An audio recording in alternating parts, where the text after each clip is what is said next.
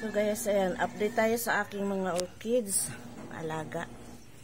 Ayan sila, patuloy ang pamumulaklak. Ito yung aking banda, patuloy ang pamumulaklak at malusog sila. Ayan. Ito naman yung aking Cattleya. Ayan. Ang lusog din niya. Madami din siyang ibubulaklak doon sa kabilang side. Ayan. Alam nyo ba, kaya ito may mga ganyan.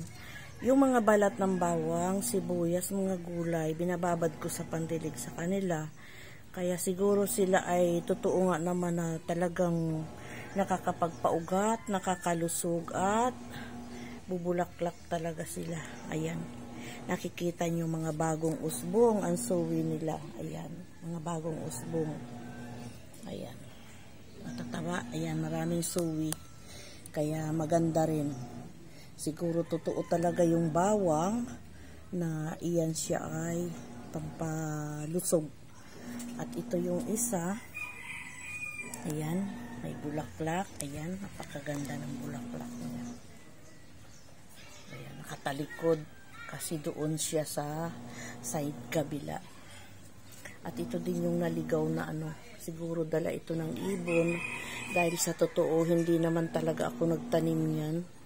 Ayan, umusbong dyan sa puno ng aking, anong tawag dito, kalachuchi. Kusa siyang tumubo. At ito pa yung isang banda. Ayan, tuloy-tuloy lang ang pag-ugat niya. Ayan, malulusog ang ugat.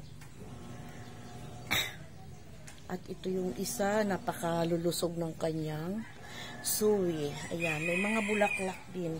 Napakahirap abutin. Napakahirap, pataas siya, mataas ang tayo. Natatakot akong umakyat. Ayan o, may bulaklak siya. Nakikita niyo ba yan? Ayan o. Diba? Ang ganda ng bulaklak. Ayun pa yung isa o. Ayun. Dito sa kabila.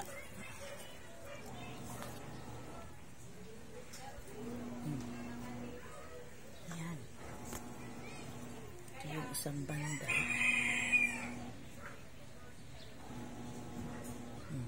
Patuloy-tuloy ang pag-ugat. At ito din, alam nyo ba, siguro papatay na yan nung ibinigay sa akin. Ayan o. Ayan, papatay na yan nung ibinigay. Napakaliit lang nung ibinigay sa akin yan. Malinggit na malinggit. Siguro nga naman, sa kadidilig ko niyang mga hinugasan ng bigas, lagyan ko ng pinipit-pit, sadya ko siyang dinudurugan ng bawang, nakababa doon. Talagang umanak siya. Oh. Ang ganda pa naman ang bulaklak niyan. Tapos ito, dami ng suwi. Ayan. At ito, ayan, yung isang puti. Ayan, may suwi din siya. Diyan ko kinuha yung aking mother niya yung isusurvive ko kasi nakita ko yung nanay niyan. Sabi ko, nagtataka ako sa kanya, bakit kaya parang dinidilig ko siya pero parang napapansin ko na da-dry.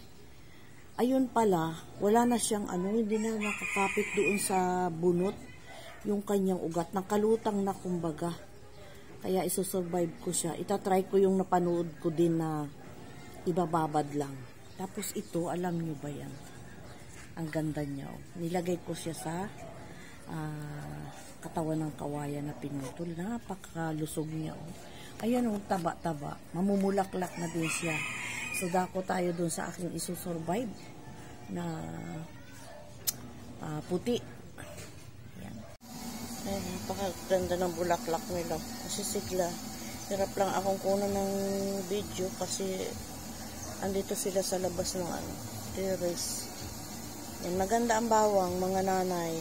Napakaganda ng bawang na ipagpasigla ng halaman natin.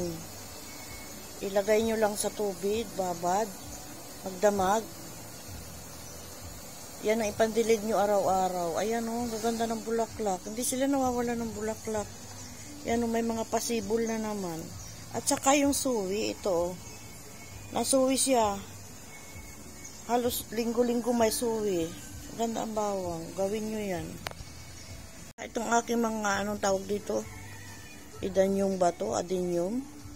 Sobra. Ang daming bulaklak. Yan.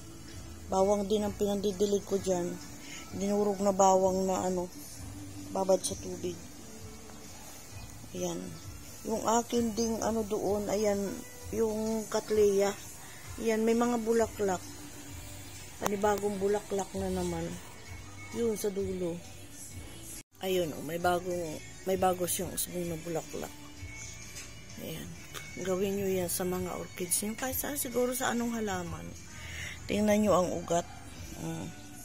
Lagi silang may ugat na sariwa.